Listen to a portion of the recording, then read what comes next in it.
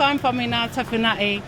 Here in Samoa at one of the markets, I've got Robert Oliver, chef, entrepreneur, and author with me. We've just finished the SIDS conference, and we were lucky enough to speak to the World Tourism Organization Secretary General, Taylor Rewhai, who said to me that when people travel, they don't want to eat the food they can eat at home. They don't want to eat canned food. They want to eat local food. And this is an area of great passion for Robert. So Robert, just looking at that, how does, food and tourism connect? Well, food and tourism, first of all, food is the second biggest spend in the tourism industry. And then the other thing is that food's the reason that people travel. It's how they engage with culture when they visit a place. I want to add an insight to what was said by the World Tourism Organization. People for many years came to places like Samoa in the Pacific and did want more of what they had at home. They felt safer eating food they were familiar with. So there was a bit of a resistance to put local food on menus here. But that's changed. I mean, most of the tourists that come in here now are shopping at farmers markets, are looking at organics as being the kind of the luxury brand and cuisine. And this is what the Pacific naturally does well. So there's been this nascent opportunity that's now emerging, and it's kind of parallel to almost like a renaissance in Pacific Island cuisine. It's suddenly being realized that it's a real cuisine of very high value in tourism, and that, of course, makes it into an economic opportunity that filters into all village systems, into homes, into farms. It's a massive opportunity that I feel like it's about to burst into the Pacific kind of foodscape.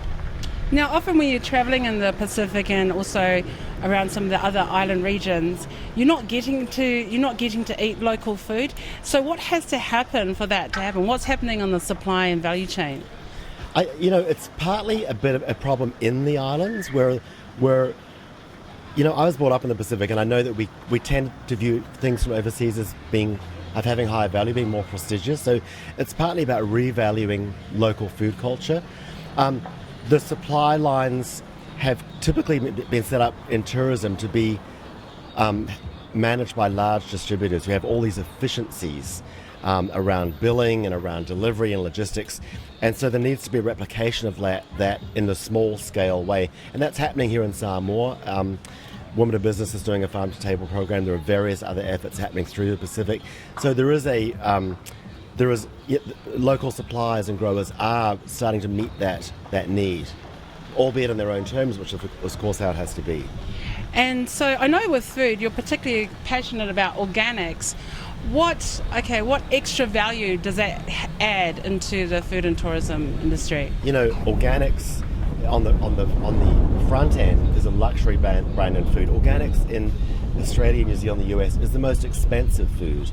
Here in the Pacific, it's a natural supply line. It's organic, and the organic certification process is just capturing what is naturally Pacific already. It's just capturing and kind of maintaining that.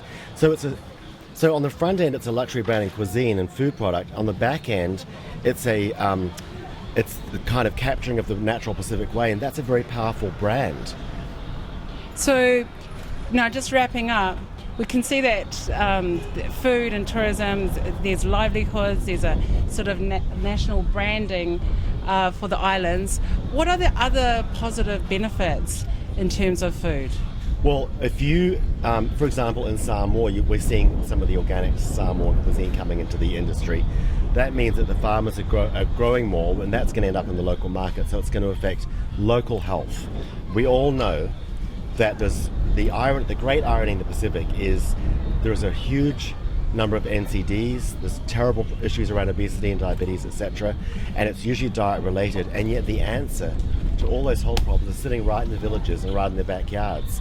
So it's about moving those specific whole foods back into day-to-day diet in the Pacific. There's also food security, supply lines are strengthened, so there's more availability of food locally.